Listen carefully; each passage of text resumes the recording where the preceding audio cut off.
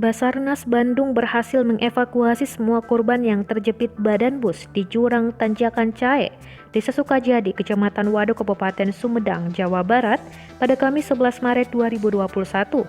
Evakuasi korban selesai dilakukan pada pukul 7.40 waktu Indonesia Barat.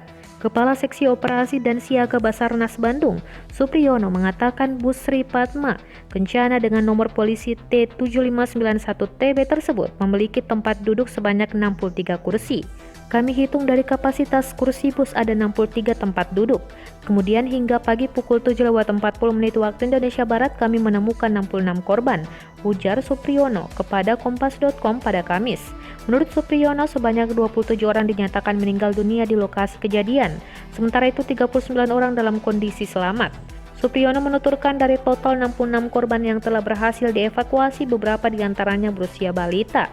Supriyono menuturkan secara keseluruhan proses evakuasi berjalan lancar. Beberapa korban ada yang ditemukan di luar bus, namun mayoritas dari mereka dievakuasi saat terjepit di dalam bus.